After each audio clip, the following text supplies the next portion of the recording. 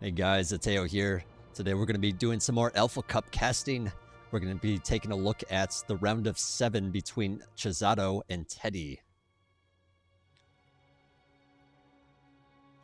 Game started. Alright, so here, let's get into it. We got Zeteo spawned at the bottom right as our blue Armada player. And at the top left, we have Teddy spawned as our red Cortex player. Teddy has spawned at the top position here. It's in the corner. It's a little bit more defended. There's only so many places to get into your base. There's 2 ramps. It's on high ground, so it's quite defensible early on. Meanwhile, Zeteo taking a more like middle of the road kind of approach, not spawning as far forward as they could, but also not spawning totally in the back either. So, going to have an easier time expanding up here and defending it than if it was a forward position, but not quite as much as if, or I should say, but also having the capability to walk forward with his commander, set up some defensive lines at these choke points between these, between the water and between the hill here. So a little bit more of a opportunity to grab those mexes, towards the center of the map. Well, let's take a look at the opener. It looks like Zeteo doing a lot of wins into a bot lab. Meanwhile, Teddy doing, he decided to open solar here into a vehicle lab, even adding on some more solar. Wins pretty good, but yeah, just an FYI, they break even around 12 in terms of build time.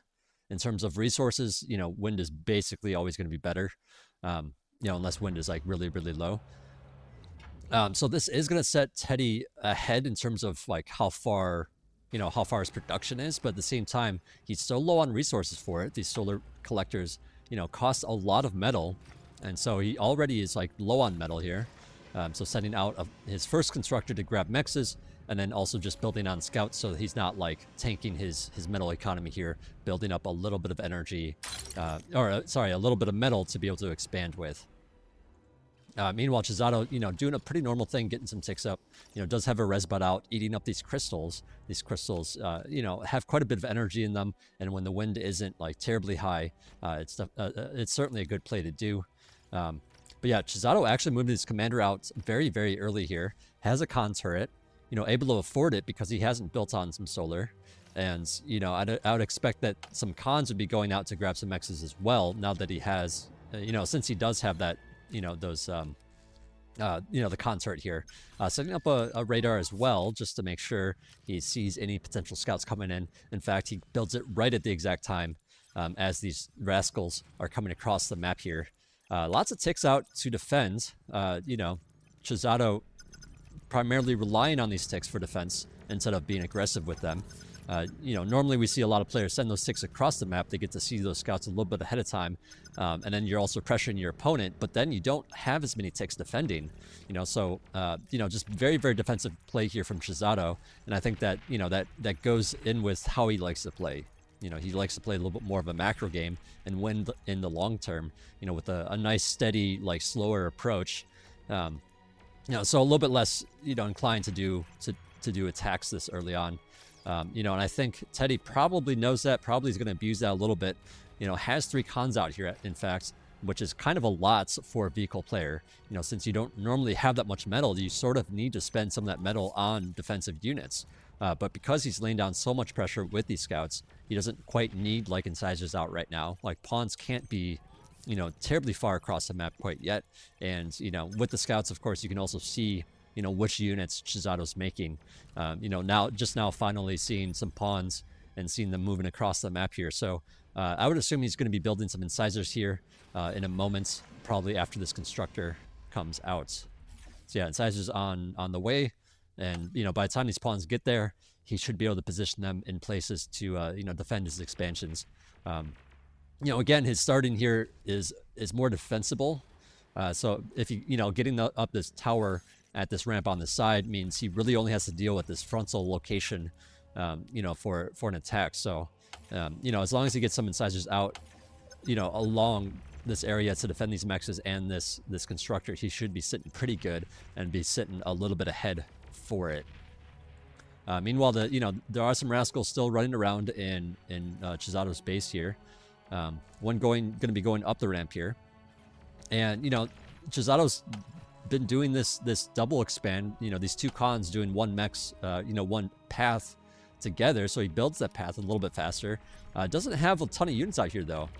Pawns come up here, by the way, trying to get some mexes, but the incisors are in very good positions, dealing with those pawns pretty easily here. But yeah, Rascal in Chizato's base here, getting on top of the Mex. Mex is going to self-D, takes out the Rascal. He's going to have to go back to rebuild that, though. Sends one of those cons back, you know, to you know, replace those Mexes. You know, and then with that, you know, you could probably send it up this way, grab this Mex as well, and just like do a, you know, split these cons off a little bit. Now they just got all the protection there. Con in trouble here on Teddy's side, taking quite a bit of damage. It does not go down, so the pawn gets picked off.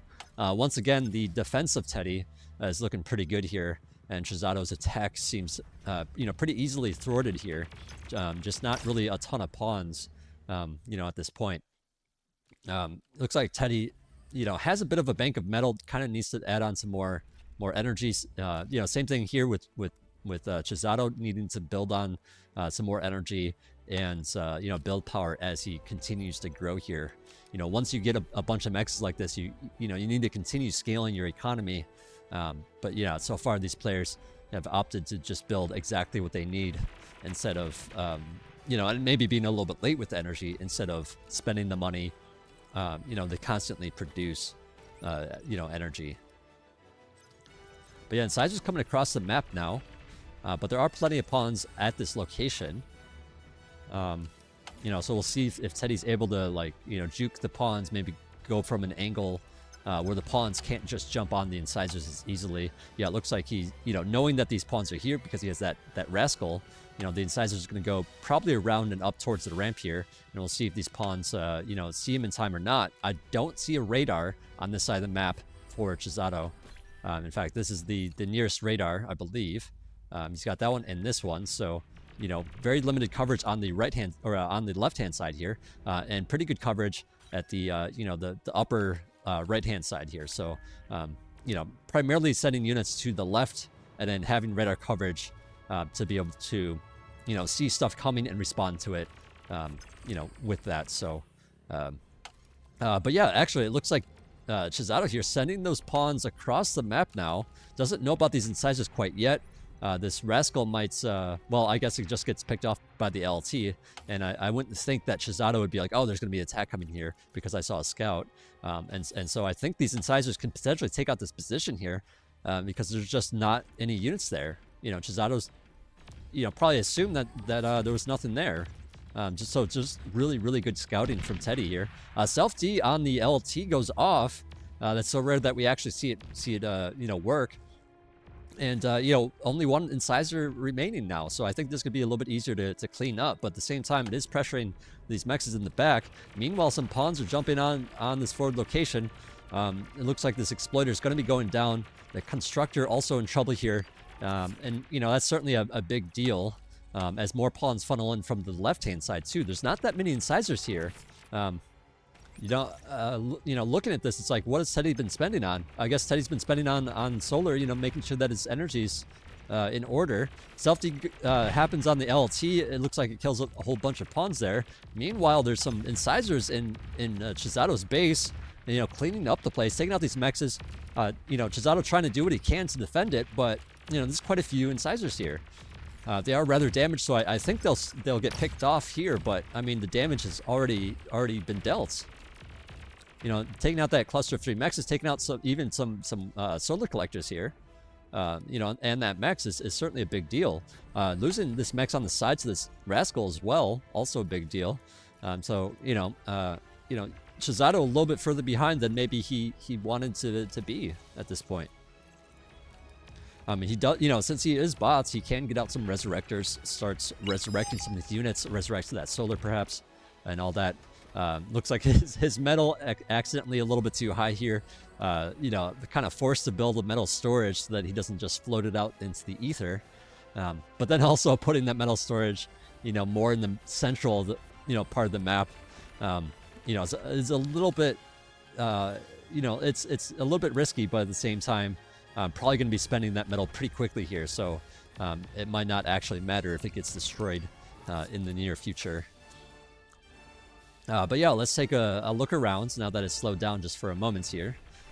We do see a lot of solar and quite a few advanced solars here. So, eventually Teddy could add on, even more winds or more advanced solars and start reclaiming some of these basic solars, get some of that metal back, and then all of a sudden he can start producing a whole lot of incisors. And yeah, I mean, just looking at the grand scheme of things, Teddy's done a great job expanding. Is a bit more ahead in terms of economy, both energy and metal.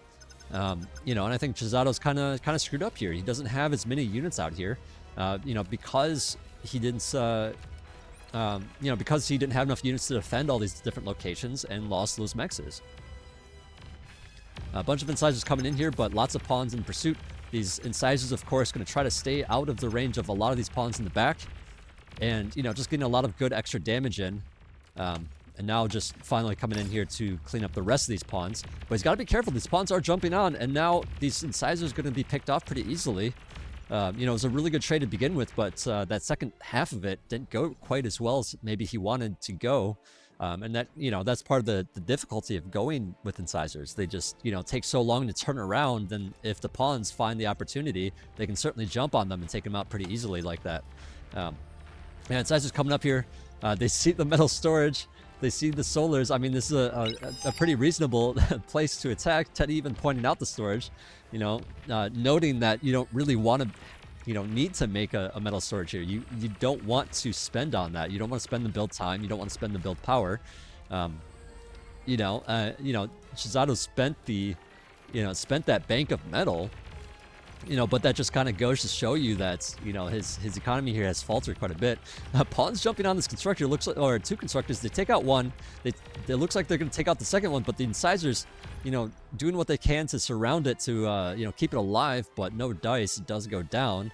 But, that was kind of a lot of pawns to be spending on that. Some incisors coming up here, they go after the metal storage, take out a couple of solar collectors as well. And so certainly, this is some metal lost, and it's in a position where it's a little bit more tricky to resurrect it, because it's more in the middle of the map here. I do hear bombers. There's some bombers, being collected here from Teddy, and I know that these players typically don't scout. They just kind of rely on the starting information that they have. But yeah, you can see the targets here from Teddy. If we draw these circles around here, we can see, this is what he's bombing. It takes two bombers to take out a con turret, so I don't think this is going to be all that effective at the moment, unfortunately for him. But, I mean, it's an interesting play. He is ahead, so he can spend a little bit more on bombers. There are some fighters on the way already from Chisato, but here comes the bombing. Yeah, I mean, dealing some damage, but didn't really destroy all that much. And now the fighters are definitely out in numbers, or enough numbers to deal with it. I will note that, Chisato turned off his lab for a moment, to funnel his build power into the air units. Teddy's commander is out in the middle of nowhere here. It looks like it's going to be jumped on. These pawns jump on it, and the D-guns are a little bit late here, and Teddy goes down. How unfortunate. He was in such a good position, too. But yeah, that just kind of goes to show you, if you lose track of your commander, if you're not paying enough attention, things like that happen. The D-guns become late, and then all of a sudden your commander's already half dead by the time you move your screen over there. And if you're, I think Teddy certainly could have D-guns, and been fine in that position if he had seen it immediately before the pawns even started attacking. You start sending those D-guns out immediately when they're all kind of clustered together before they get that close to your commander, and the D-guns are going to be way better. But yeah, unfortunately for him, just not paying attention and loses the commander. So yeah, let's find our second game here. Don't go anywhere, because there is at least another game here. Let's see. Let's take a look here. All right, so the second game going to be on Tundra.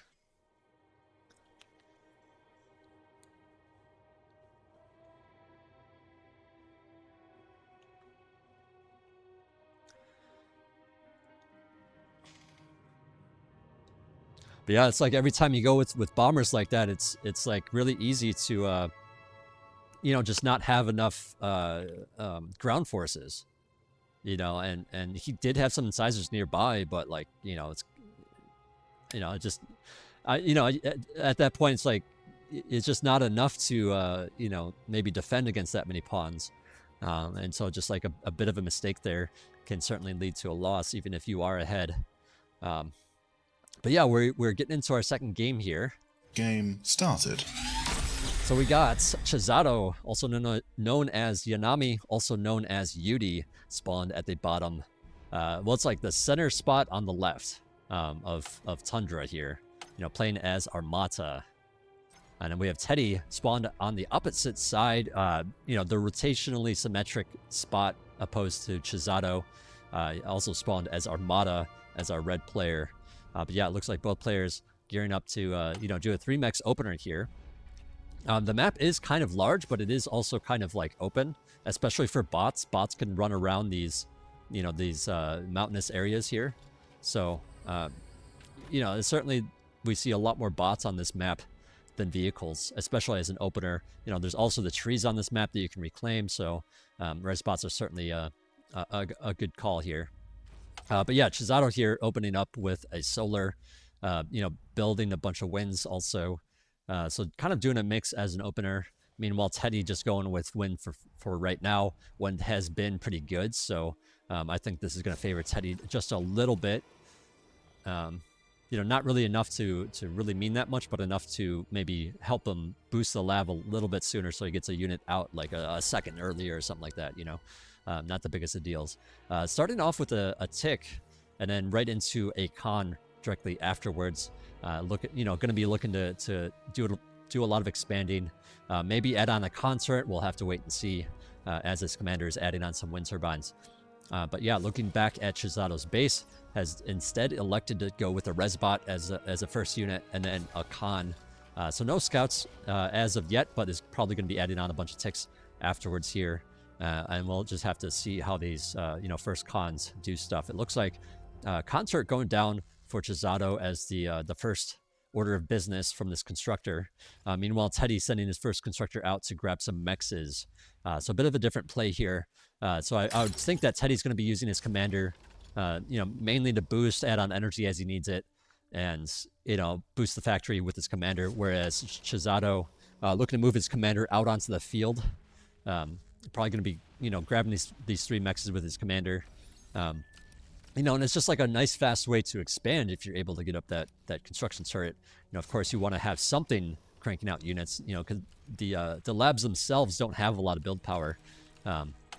So that con turret is certainly going to help out with that.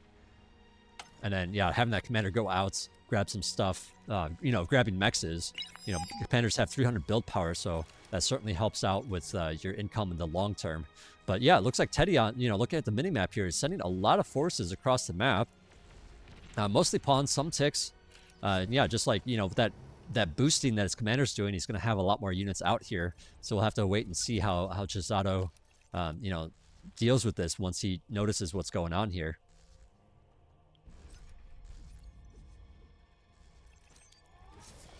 Okay, sees the first tick on the left here, takes that out pretty easily. There's a tick on the right, but there's a, you know, there's a tower to protect that side as well. So, you know, pretty much Chisato really only has to deal with these, you know, incoming units from the center here.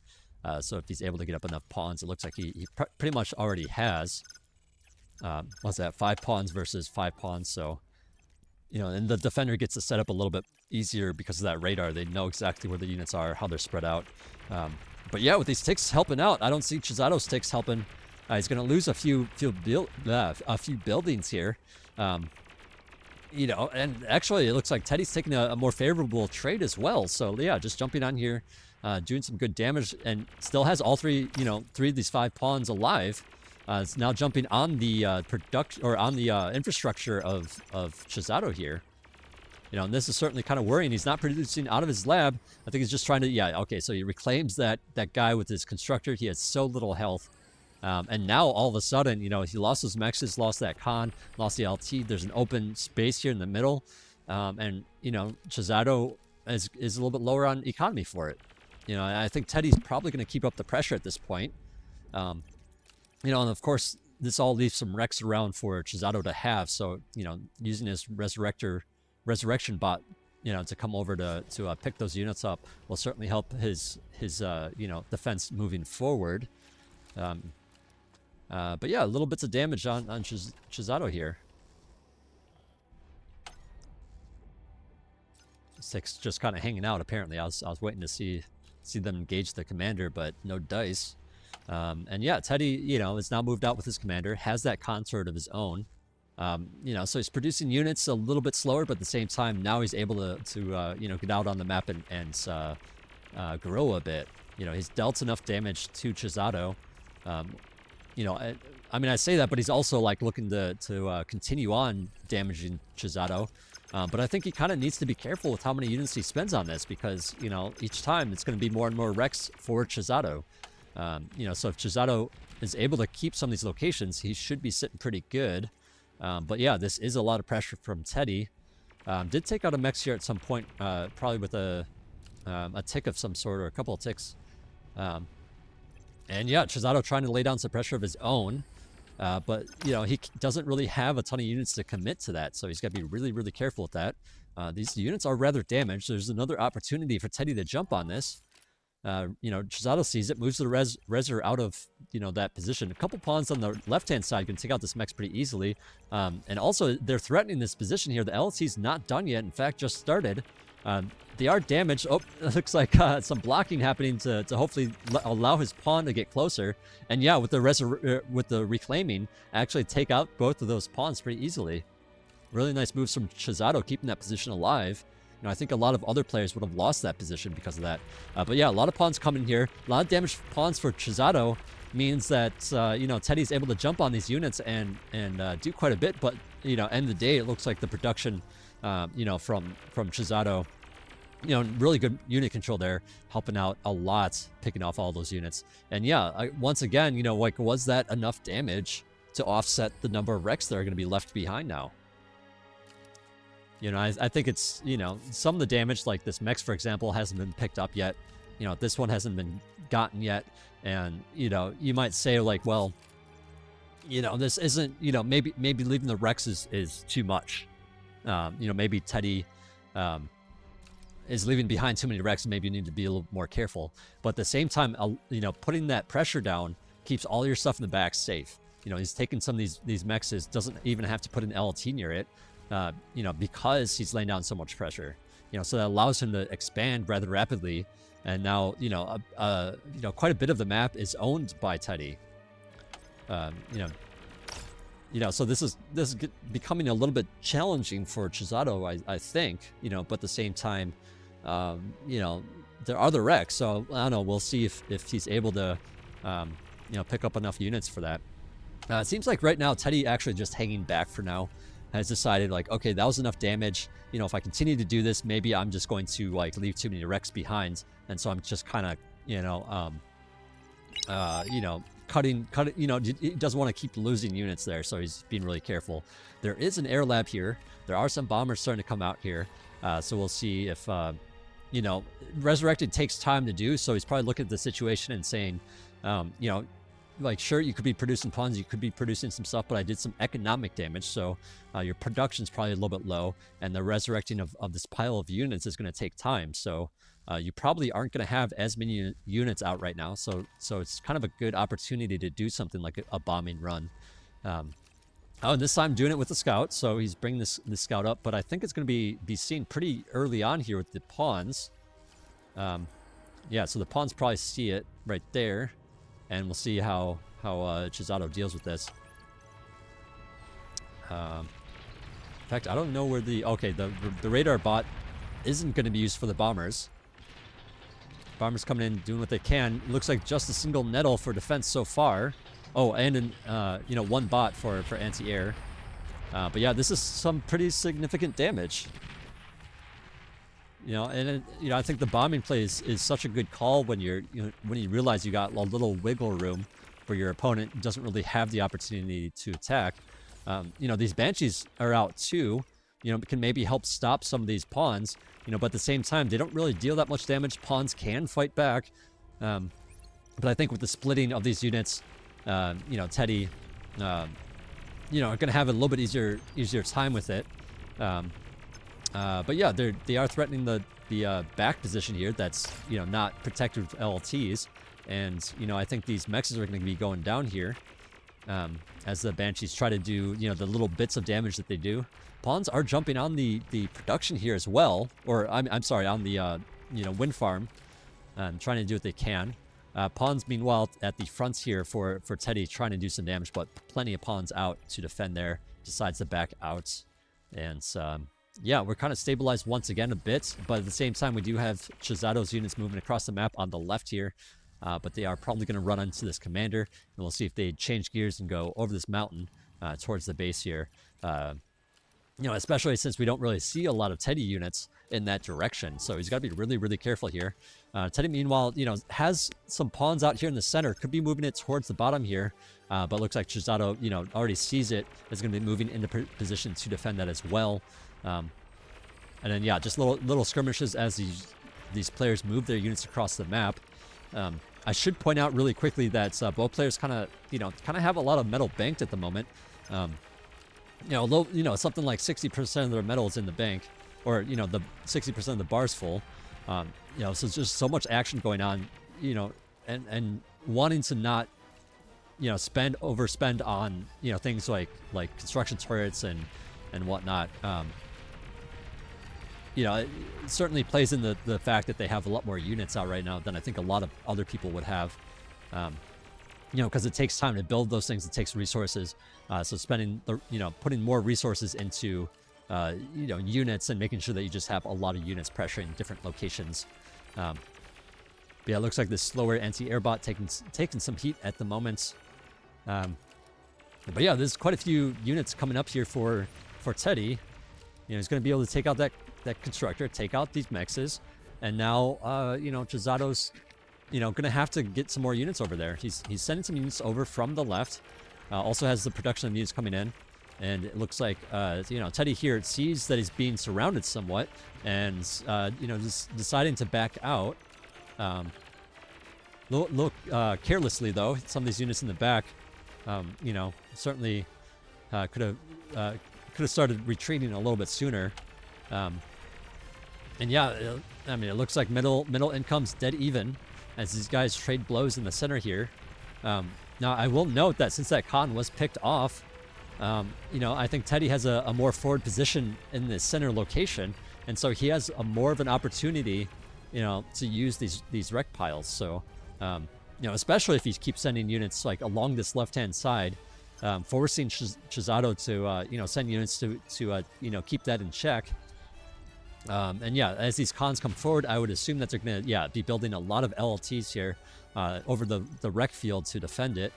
Because I think at this point, like, you know, whoever owns that wreck field and spends their money is going to certainly be in a better position, you know, to you know, keep on the pressure. Oh, but it looks like Teddy has gone into medium tanks here. Overall, you know, of course, in the long term, that's a good call. But when they're in these smaller numbers, they don't do quite as well because of the flanking damage, and you know, they also are a little bit caught here. So, you know, these maybe are going to get picked off here. You know, I think Teddy's doing a pretty good job keeping everything alive, you know, and also like applying pressure, you know, from a distance. You know, but yeah, as he builds up forces in this location, he's certainly going to be able to, you know, keep this wreck field for himself, it looks like.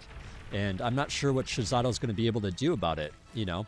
Chizato also doesn't own this location at the left-hand side, you know, which means Teddy's commander is going to be able to walk in and set up defenses in this location, you know, and that, you know, it's really going to be crowding Chizato in a bit. You know, he has his commander on the right side, but if we think about the opposite position here, you know, there's plenty of defenses and things, so that's basically where that's going to stop. He's not going to be able to keep moving his commander down that way, and I think that's certainly going to play into like the long term here. It's just like, you know, Teddy's going to own a higher percentage of the map because of that. And yeah, you know, Chizato kind of in trouble here, kind of has to back up a lot. Does have a lot of ticks. These certainly can absorb a lot of fire and, you know, help deal some flanking damage. Looks like they're going to jump on this small contingency of you know, pawns and medium tank, but some more pawns are coming up, and it looks like those ticks are basically just going to be taken out pretty easily here. Resbots, okay, you gotta be careful, buddy. Those Resbots, you definitely don't want to lose like a chunk of them like that. I think your Chizato's fighting a bit of an uphill battle at this point, and this might come down to spending once again. Taking a look at Teddy's resources, he's got more income and he's spending more of it. So, this certainly makes it really hard for Chizato, especially if he keeps losing cons like that. He lost another one on the left-hand side here. These mechs is going to be, maybe in a little bit of trouble here too. Looks like just one pawn alive. But every mech that's taken out, well, I guess he does have a resurrection bot, so he's going to be able to pick it up pretty easily. But yeah, every mech's lost, if it doesn't leave a wreck, you can't resurrect it, and you have to get a whole new constructor over there. But yeah, lots of units for Teddy at this point, just resurrecting all those dead units, also producing a lot of medium tanks and whatnot. This is a lot of pressure on Chizato. And even on this right-hand side where his commander is, losing a couple of solars here, because the position can't, those LLTs can't deal with medium tanks as well. Certainly a good move from Teddy, and just the defense here is a little bit too light. And I think this game has really come down to spending, and if you don't quite spend enough, it's certainly really hard. And in addition to the spending thing, it also, of course, has to do with, just troop movements are, how well your engagements are, of course. If things like Janice's are hurting your own units, like they just did, unfortunately. But yeah, we'll see, how the rec fields lie, I guess future rec fields, I should say. Because certainly, Teddy's in a good position, but if he sends his units out and it gets, destroyed pretty easily, those rec fields are going to go to Chizato, and the tables could certainly turn into his favor. Chizato here, adding on air units of its own, getting those Banshees up. I do see some fighters out for Teddy's, so we'll see how that goes. But no anti-air in this position, as these Banshees basically just running up, taking out some mexes, coming over here, probably taking out some more mexes. But here's the response from Teddy, and now these are basically going to get cleaned up. Yeah, so these Banshees are going to get cleaned up, but I think, that basically takes care of Teddy's, fighters here. So, I think Chizato has air dominance for a moment at least. And, maybe even going to be able to pick off these Banshees that are just kind of sitting idle at the moment. Meanwhile, in the center of the map, we do have plenty of fighting going on. Nothing too substantial, though. We do have some medium tanks coming in here, but they are met with some resistance here. And you gotta be, that Janice killing its own friend there. But yeah, I don't think these are gonna see a ton of damage. They do pick off that max, but again, it can just be easily resurrected. Chizato here doing a combination of things. Sold this air lab, but decided to maybe rebuild it again. Wasn't quite sure. Added on a vehicle plant.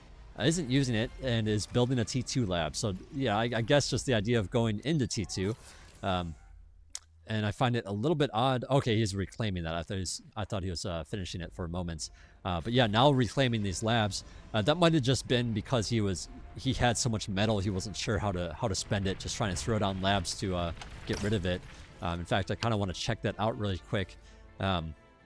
Okay, so yeah, exits a little bit of metal, so I think just reclaiming what he was building, set him over the top, and then realize like, oh, that's a big deal. Let me instead put down some labs, and spend that metal really quick, so that I'm not excessing it. But yeah, okay, so yeah, built that lab, built on two advanced construction vehicles here, built in a fusion, and has reclaimed the lab. So with that, he's going to be able to get up some economy, and perhaps, Teddy, if he doesn't see this, he won't know that, T2, happened and constructors are out. Let's take a look at what Teddy has, though. It looks like Teddy actually going T2 himself, so, this is just fine for him, as he has a couple of, T2 constructors of his own. But instead of reclaiming the lab, is producing some bulls out of here, so... these bulls are certainly going to pile up a little bit faster than Chizato's T2. Chizato, meanwhile, has reclaimed that lab, and he's spending that metal, upgrading his initial mexes immediately. There's a really strong move if you want to, very quickly, get your T2 economy rolling, you know, you start building one mechs and then move on to start building the next one. Meanwhile, the construction turrets, you know, finish the first mechs that you started, and that just saves a little bit of walking time, you know, between all these different mechs. But yeah, spending that metal pretty rapidly to get more metal is certainly a very strong move if you're able to defend, you know, all these different locations. And since Teddy is going T2, he is going to be sitting, you know, he's going to be sitting just fine with that. But yeah, I decided to go with the T1 lab transition after all this. So he's going to be producing a lot of medium tanks out of this lab, while also, you know, spending a lot of metal on upgrades. So, yeah, that's certainly going to help him out. I think in the long term, his economy is going to grow substantially faster. You know, if we take a look at at Teddy's base here, just now finishing up his third mechs, still building on this fusion. You know, meanwhile, Chizato's sitting pretty with a fusion, and you know, already has 4 mechs completely upgraded, working on his 5th, working on his 6th, you know, so, you know, certainly in a good position for that. And yeah, produce some medium tanks to, you know, realize that Teddy, you know, is on T2, realizes that, you know, he doesn't have to worry about like a massive T1 units coming his way, you know, decides to add on some more power units instead with that T2 lab, you know, going directly into bulls at this point. And you know, I like this play a lot, actually. You know, just very smart, very methodical, you know, getting that T2 stuff going because he realizes that he can get away with it in that exact moment. You know, meanwhile, Teddy trying to do a half and half, trying to build units, trying to upgrade his initial mexes, you know, at the same time, you know, also producing air units and bot units, you know, like he has the income to kind of do these things kind of quickly, but it's certainly not as quick as Chizato, who has, you know, sold that lab, and I think this is certainly gonna help out. But look at all these pawns he's accumulated. You know, these pawns can certainly run in here, do some damage, but you know, it looks like he's trying to be careful about it, trying to assess the situation before he just straight up goes in there. Because yeah, you definitely don't want to be losing all these pawns. That's, you know, a pretty substantial number of units, and keeping them alive is certainly gonna help a lot. Yeah, you know, this bull's certainly doing some damage from a distance as well. Taking out some, you know, medium tanks, taking out pawns, getting some free damage done. Certainly helpful for Teddy. You know, Teddy was in a commanding lead, but I think, you know, just after, you know, all the different airplays and whatnot, you know, and the tech switch of Chizato, you know, being at such a crisp time, and not taking damage during that, you know, like he did it in a greedy way, and, you know, and Teddy, you know, going C2 himself wasn't able to lay down a lot of pressure. So I think Chizato just kind of reading the situation so perfectly, you know, compared to Teddy here. And yeah, I mean, you might look at this and say, like, there's a ton of pawns out here, but he's got to be really careful. You know, medium tanks do have a lot of hit points. You know, so his engagement with them is you know, really important. Looks like Teddy also adding on some Jaguars coming up the right-hand side here. You can be able to freely take out a lot of these mexes on the side. And, you know, despite Chizato's transition here being rather clean and good, doesn't really have a lot of defense on this left-hand side, or on this right-hand side. You know, has kind of lost some positioning in the middle as well. So, you know, despite all that, you know, Chizato's in an, you know, not in the best of positions. You know, despite being ahead on that T2 economy.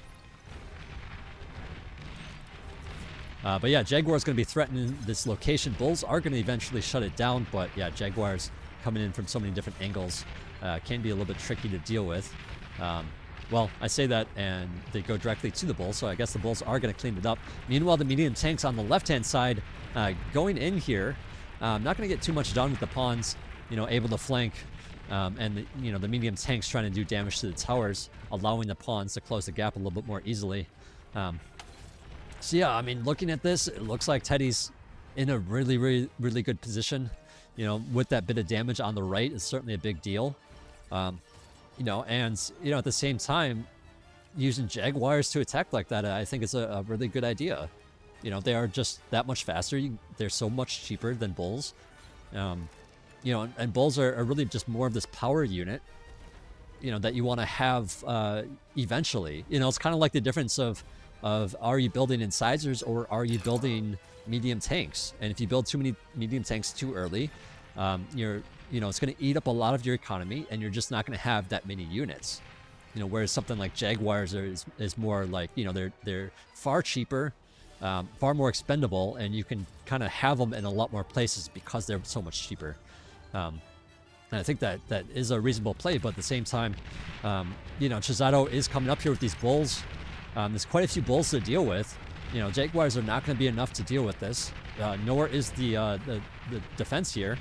So maybe he can return some of this damage back onto Teddy. And now the income difference is you know, the gap is closing. In fact, it's going towards Chisato at this point with all those T2 mechs being upgraded. He even has these forward ones being upgraded, but looks like this position is being threatened here, so he's going to have to be really careful with this T2 constructor. Meanwhile, the bulls still in the back dealing damage. These pawns are a little bit slow to catch up, and in fact, if these bulls wanted to, you know, they could not only take out this position, but they can run up this ramp as well and take out these wins. So, you know, Teddy's got to be really careful about that. That is a lot of bulls to deal with. You know, I think meanwhile trying to do you know, whatever pressure that he can on this side. But yeah, I mean, I guess, you know, this has worked out. You know, Chisato saying, you know what, I don't want Jags. I want these power units. I want to make it very difficult for you to shut down the pushes that I do instead of, you know, more easily being able to take out the Jaguars, you know, assuming that there's units in position. Banshee's doing what they can, but I mean, you know, it's so little damage. These bulls even, like, you know, retreating at this point. You know, retreating instead of going up that hill, deciding he wants to try to keep those power units alive. And I think a big factor in that is just like, if he loses those bulls, you know, those are just bulls that can be resurrected by Teddy. You know, now Teddy has like 5-6 more bulls or whatever, and now Chisato, you know, could lose for that. So, you know, just a different kind of perspective, different kind of, you know, take on the situation. Unfortunately for him, it looks like he is going to lose these bulls anyways. So, you know, we'll see. You know, it's more in the middle of the map though, so maybe Chisato can get some units out there to help with that. Meanwhile, you know, Teddy throwing down some pawns down this right-hand side, maybe going to be able to take out this position. He even has the air support too, so this con could be taken out pretty easily. You know, they're going after the upgraded mexes here. And now this is going to be, you know, damage dealt to, you know, dealt to Chisato here. He does have some starlights out, so I think he's going to be able to keep this middle position alive. It's got to be really careful though. They do take a lot of energy to shoot. You know, just now working up to a what is it, a third fusion here. Certainly needs the energy if he's going to be doing those starlights. But yeah, it looks like also at the same time, air dominance for Teddy. And Chisato just doesn't really have that many air units out, so I wonder. Yeah, so it looks like he's going to be producing a lot of fighters out here to deal with it. But he's so far behind on the fighter count that I think these Banshees are just kind of having their way with these mexes on the left or on the right. Let's see, Chisato, or I'm sorry, Teddy looking to you know, reclaim and resurrect some stuff on that right hand side, but there isn't really a lot of resurrection bots out there, so we'll see when he decides to add on some units to do that. It looks like Chisato accidentally sending his you know, starlights a little too far forward here, not knowing that this is so built up maybe. Yeah, I guess fighters coming in here to try to deal with some of these fighters for Teddy, but you know, Teddy's got so many fighters. And in fact, actually, I say that, but you know, Chisato actually took some very favorable engagements there and picked off a lot of those fighters. So, you know, this is actually trading pretty well here for, you know, for Chisato. The starlight's certainly going to help out a lot in this position. You know, I would think maybe a gem or two would certainly help here, but you know, maybe it's just not as important. You know, if you're thinking about the APM and where you're spending it, you know, is it going to be worth it to get some of that, you know, get those jammers going? So yeah, looking at this base here, we're looking at the economy. We have 4 fusions here for Chisato. Looking at Teddy's base, it looks like just 1 fusion. So Teddy, you know, certainly has enough energy for what he's doing. But, you know, the extra energy that Chisato has is allowing him to get these power units, allowing him to get these starlights. So, you know, this is kind of going to be a little bit tricky for Teddy here, because these, these Annihilators, or I'm sorry, these Starlights are, a pretty powerful force to have in this position.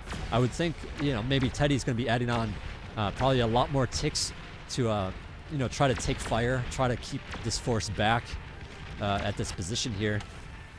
It looks like Jaguars were pressuring on the right-hand side, decided to move towards the middle here, seeing that there isn't really a lot of stuff to pressure on that side. And I guess just being really careful not to go into the base. But man, if only he had sent them this way.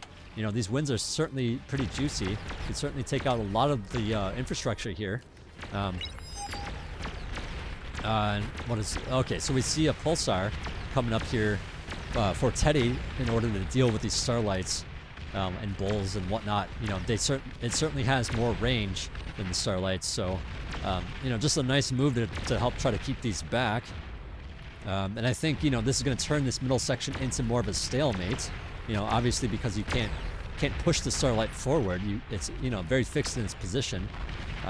So he can't push with it. The Starlights can't push back, and it's just going to kind of sit here. We do see a lot of spam from Zeteo coming out here now as well. And yeah, once you get your economy like pretty high, like that spam isn't as expensive, and can certainly help out and stall things out in the middle. We do have a lot of ambassadors being added on too. This is a good way to potentially take out the Starlight. They are stealth, which means they do not show up on radar.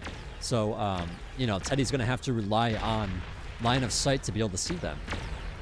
The range of them are a little bit shorter than or I say that, but well, yeah, I mean, I guess it's about the same range as the Starlight. But yeah, little, some ticks on the right-hand side here. Finding the constructors, seeing exactly where that expansion lies.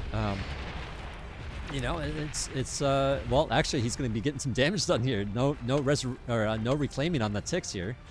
Teddy just doing Zeteo doing what he can. Just reclaiming stuff so far. But yeah, unfortunately, it looks like he's probably going to lose these units here. Meanwhile, it looks like actually Zeteo expanding all the way up here on the left-hand side. Just now running into some defense from Teddy, who sees that happening. So that mech certainly isn't going to be long for this world. But yeah, we're going to have to see, these Jaguars get put into better positions here to defend this location against the ticks, who are getting line of sight, on these negotiators and whatnot. So everyone's got to be really careful with everything going on. We got some ticks on the right side too, for Teddy on top of Chezado's base here a little bit. And yeah, Chezado's kind of shoved into this corner. So resources certainly favor Teddy. And wow, Teddy actually has an APHIS here, an advanced fusion. I suppose he probably built it after these two fusions here. And now is certainly sitting pretty good with economy. He has a bigger portion of the map, a lot of T2 mexes, and even having an APHIS to be able to convert some extra resources safely back at his base. Meanwhile, Zeteo, just going with a lot of fusions so far, a lot of T1 converters, and that certainly helped out his economy. But just looking at the difference in size here, the economy certainly favors Teddy.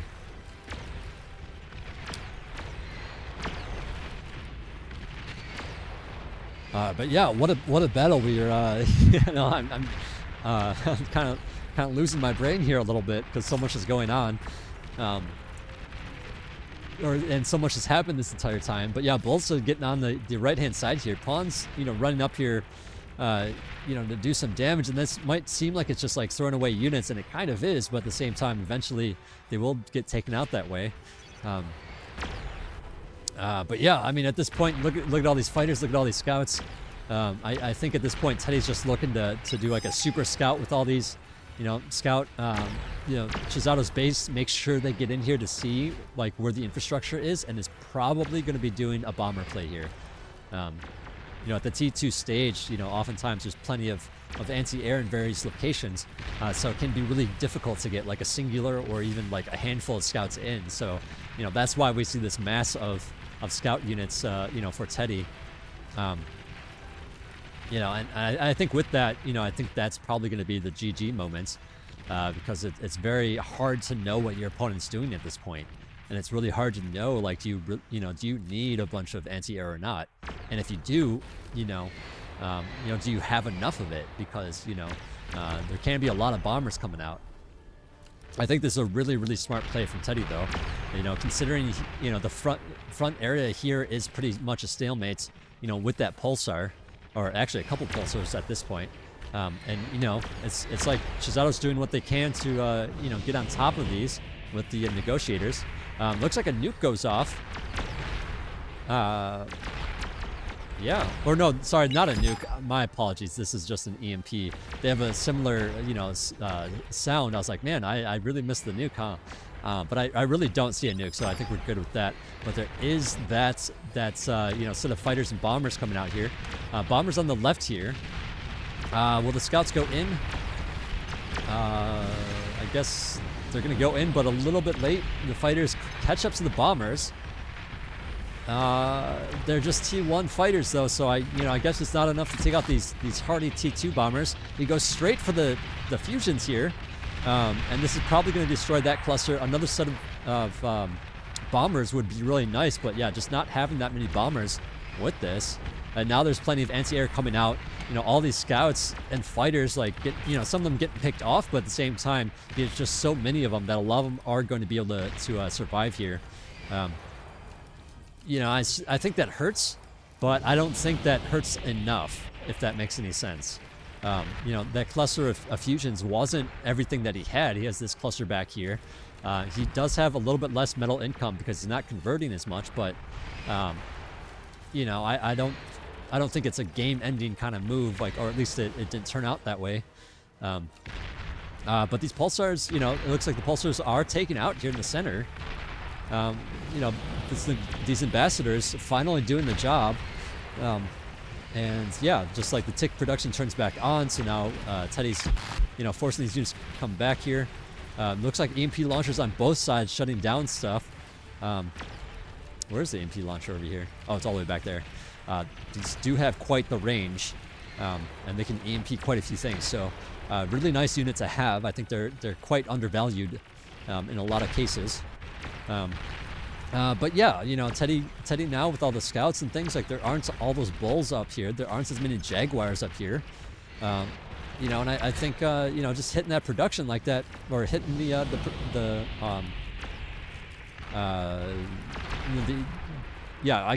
energy production of Chizato, certainly hurts here. He's not able to produce as many units defensively. And, this is, certainly going to hurt. And also at the same time, he has to think about, like, oh, Teddy has more fighters, so another bombing run could come in. So he's got to be really, really careful about all that too. So, I think Chizato here has been shoved in the corner too long, and, the game's kind of slowly dying out for that. It's it can be rather difficult to end the game at this stage of the game, just because there's so much infrastructure, there's so many units running around.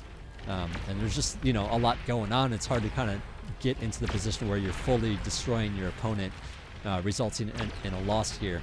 But Teddy's certainly in a very commanding lead with his metal income at this point. And yeah, I think this is just, eventually going to be a GG moments here. In fact, I'm going to speed it up a little bit. I believe we're probably on about 1.5 times speed right now.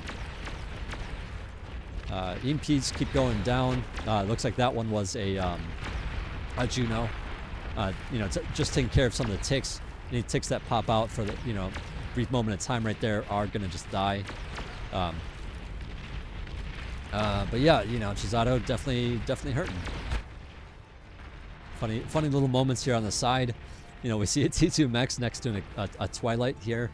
From Teddy, so but yeah, lots of good stuff happening, things being shut down, probably due to these EMP launchers. Certainly a very good unit to have, to help break a position. If you got 4 bulls and they got 4 bulls, but you EMP their bulls, you know, then all of a sudden your bulls just like, you know, clean that up pretty easily. And look at this, just taking out all the, you know, converters here, explosions everywhere. I should probably mention, you know, just the importance of spreading out your economy. You know, the bombing happened right here on the fusions, but because Chisato had his economy spread out, they didn't all chain together, and so you know, a lot of these fusions in the back are kind of keeping them in the game, whereas the game would normally just, you know, be an instant like over if you had you know, lost all the fusions at the same time. But man, that's so many scouts. I'm really surprised. I mean, I suppose, you know, each scout still absorbs, you know, one full shot, so it can certainly, you know, it's a little bit cheaper than doing fighters to absorb damage, if that's the goal. We do see some atomic bombers out here. Looks like 3 to be exact, and yeah, I think this will certainly end the game, especially if he's able to jump on the rest of these fusions here. In fact, I'm going to slow down a little bit. Get back to more normal speed. They're coming in, but unfortunately, yeah, it looks like the fighters go straight for the A-bombers here, and the A-bombers get taken out. Very nice micro from Chisato. You know, despite all those fighters, like, you know, the A-bombers still get taken out. You know, I suppose you could say, like, the fighters were a little bit on the wrong side of the atomic bombers. Like, if they had been, you know, more centrally poised, you know, as the A-bombers come in this way, they could have protected the A-bombers a little bit better, you know, from the fighters of Chisato coming in from the right-hand side. But yeah, unfortunately, that's not going to end the game right here. Instead, I think this frontal push should do some stuff, but they are going uphill. That is a little bit challenging for these vehicles. But yeah, at the same time, this is, you know, enough units here and not enough damage dealing type units from Chisato, and he taps out as these units approach. What a game this is. Oh man, I'm kind of losing my voice a little bit from this one. Whew. What a game. Battle and I guess that means, you know, we have a third game here, because, you know, Teddy lost the first one, you know, due to his commander being out in the middle of nowhere. You know, so we are going to be going into our game 3 here. As soon as I find the folder. All right, so game 3 is going to be on Onyx Cauldron. Definitely an interesting map.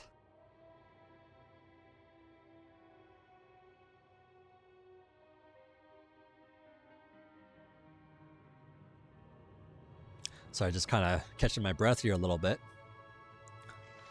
That's quite the match.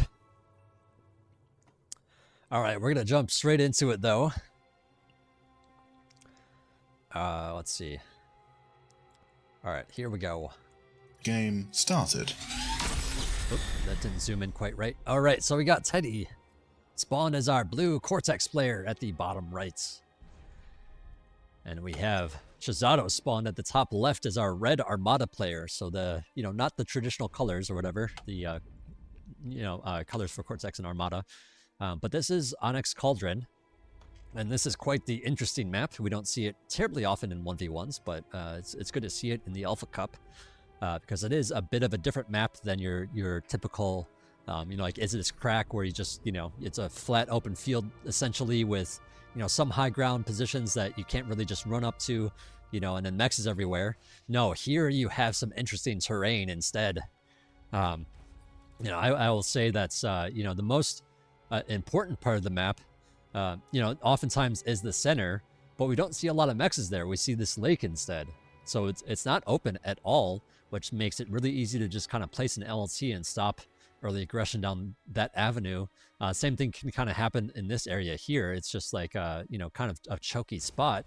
And so the most important part of the map, you know, tends to be this like cavernous area at this bottom left position here. There's only 2 ways into that location. You know, so if you're able to control that for yourself, all of a sudden, your opponent just can't get to these mexes, and that's like a large portion of, you know, large percentage of the total mexes on the map. So, you know, this is very, very important to fight for, and you know, getting your commander out here to this middle position and setting up LLTs to prevent the enemy commander from having it can be a very strong power move here. You know, and then you see, you know, of course, you know, some fighting and skirmishing happening, you know, down the avenue along the sides here as well. So, you know, that does happen. It's just a bit less importance to you know, control the mexes there. But yeah, let's take a look at what these players are doing. Looks like Chisato is opened with wind turbines. Wind is you know, really high on this map. Notes that you know, as even though it says 29, wind turbines can only produce 25 at a time. So it's not actually 29 per wind turbine right now, but it does push the average up quite a bit. But because of the wind turbine opener, you're able to do things like get that concert up pretty fast, and that allows you to move your commander out to grab mexes pretty fast as well. Meanwhile, if we take a look at what Teddy's doing, Teddy has a concert of his own. You know, has some cons out expanding, has some resbots out grabbing, you know, grabbing these crystals that are pretty heavy in energy, and also have a little bit of energy or a little bit of metal as well. But yeah, looking at the expanding paths here, we have a couple cons out for Chisato. One back to the base producing some wins, and then of course your you know, resbot here.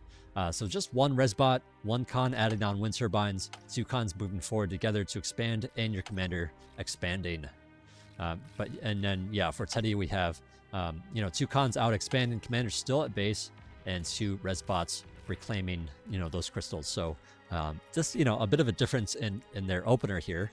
And I think this early move out from Chisato is going to pay off, though. I think this is a really good move on this map because he's going to be able to control those forward mexes here. You know, and this early on in the game, it's really hard to pressure, you know, on LTs because, you know, pawns don't deal as well with LTs, especially if you set up a line of them and have, you know, close enough where, you know, multiple LTs can attack at the same time. You know, can be certainly really hard to, you know, deal with all that. But yeah, looking at the looking at the income here, I think Chisato's, you know, a bit more ahead because that commander push out. You know, commanders have 300 build power, so you know, being able to build these mexes rather quickly, get to this middle part of the map rather quickly, and start grabbing these mexes. That's going to be a really powerful move here. Teddy now moving his commander out, but you know, it is definitely later. Even setting up some radar and a tower here in this position here, so that's going to slow him down even further. And you know, this definitely is a little bit safer. You know, if we take a look at you know, Chisato's base here, you know, it's being threatened. You know, Teddy's able to move units down these avenues because there's no LT defending this. So, you know, he's going to have to worry about that. And now his cons that are expanding have to come back to retreat to this LT. And even that, like, this LT, you know, might not be enough to defend against this. So pawns having to come over here, defend against all this. You know, meanwhile, it looks like P-Tech pointed out that we have some pawns and stuff on this side as well. So this is all threatened and going to probably be taken out as well. Grunt's on the high ground here to defend. So this should be just fine. Meanwhile, all those grunts were taken out at the top. So, you know, Chisato is sitting pretty good with that, as their income is, you know, substantially higher because of this. You know, and we take a look at the middle important section here. You know, we see the commander is adding on those LTs, defending these mexes. And, you know, this is just, you know, 4 mexes here. As the map gets split off, like say it gets cut diagonally, you know, 4 mexes is a big deal. You know, so we'll see, you know, if Teddy's able to, you know, build enough units and things here to threaten that position. You know, this is the 3rd game, so like everything's riding on this game, and you know, right after you play such a long match like that, it can be, you know, it can be very, very tiring. So I'm sure these players are probably going to make some mistakes as well. But then again, I say that, you know, these players also have a lot of, you know, tournaments experience. And are probably used to playing long sets. These grunts jump on this LT. It looks like no dice though. You know, this other LT in the back doing a fantastic job helping out destroy a couple of those grunts. Meanwhile, at the top right here, we do have some pawns and grunts. Grunts forced to retreat, of course, since this is a lot of pawns. A couple of constant idols here, unfortunately. But yeah, big picture here. You know, if you think about it, Chisato, you know, gets to this forward position, setting up the LTs. You know, basically means that this is rather safe. and that means he can send his units more to that top position, applying a lot of pressure. Whereas at the bottom here, in order to threaten this, Teddy needs substantial numbers of units, or he needs to use rocket bots. So, you can kind of, I think this is just like a really, really good, position for Chisato to be able to, use so many units in this location. With those rocket bots, that's kind of a lot of money, that isn't, in things like pawns. So he's going to have trouble catching up to and dealing with these pawns that are coming down the line here. In fact, they could definitely threaten this position. It looks like instead they're coming down here to, help break this position, force these rocket bots back perhaps. And, this is certainly going to be a big deal for Teddy to deal with. Meanwhile, on the other part of the map, we do have some pawns swinging in this way, threatening this position, and some pawns at the top right here, that can also do some potential damage here. So I think Teddy here, he's kind of like taking out some of these LTs, which is good, but at the same time, like, really needs to deal some damage back at this point. Rocketbot's doing a pretty good job over there. And Teddy's looking to send a lot of pawns down these avenues, and once again, there's no LT here for Chisato, so this is going to be pretty easy for Teddy to send some units down. We do have a self-dia on this LT. It takes out a lot of those grunts, and yeah, I think this is going to be pretty easily cleaned up at that point, whereas, if they didn't die, they could have run up here, threatened this location as well, so I think this is all really good moves from Chisato, just playing an excellent game here, despite playing such a long one in the last one. But yeah, lots of pawns coming down here for Teddy still, so, Chisato's got to be really careful. There is a constructor that's going to be probably picked off here in a moment, so that's certainly a big deal. Okay, yeah, so it does get picked off with the LT, and now, this position, this cavern is like broken completely open. Oh, but look at this move. Looks like Chisato adding on a bot lab here in the cavern with his commander. These slow, or some of these units are rather slow, like these rocket bots, like this Centurion, so I think that's just a really good move to be able to get those units over there. Okay, so yeah, those grunts got in here all the way to this Khan. The Khan protecting itself with these bot labs, making it hard for the grunts to, just keep walking forward, preventing or, helping out with allowing his own pawns to get up closer. Small little micro tricks like that certainly help out a lot if you're, if you have pawns in pursuit, defending against those grunts. But yeah, lots of rocket bots out here now. Has that Centurion out. I think Teddy's got to be really careful with his commander here now, because the LTs, have the LTs are going to have a harder time because of the rocket bots. The Centurion can do pretty well with these grunts, and at the same time, all these units, outrange the commander's D-gun. So this is something to make note of. But yeah, since, this position was opened up is continued to be rather open, Chisato's able to send some pawns down this avenue. He's sending some pawns around the other side as well. He still has that middle income lead, so I think he's just going to continue pressuring down here, taking out the constructor. Air Lab has gone down during all this, by the way, from Teddy. Has those shurikens out, and now, being able to shut these units down.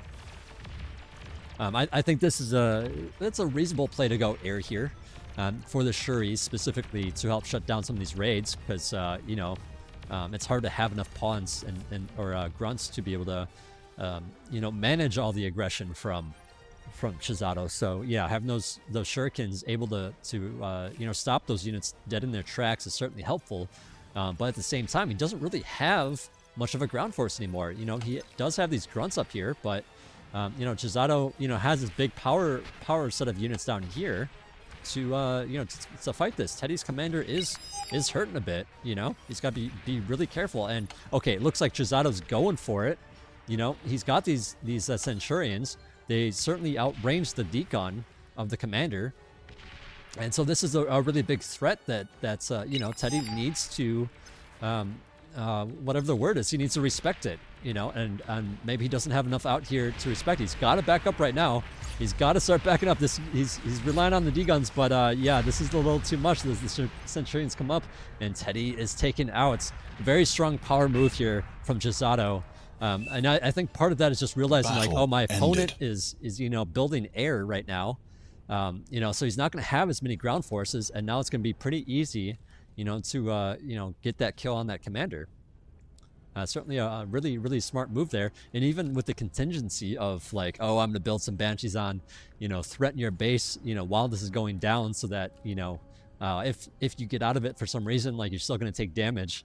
You know, certainly some really good moves from Zeteo, who, you know, will be moving on. So once again, this is the losers round of 7.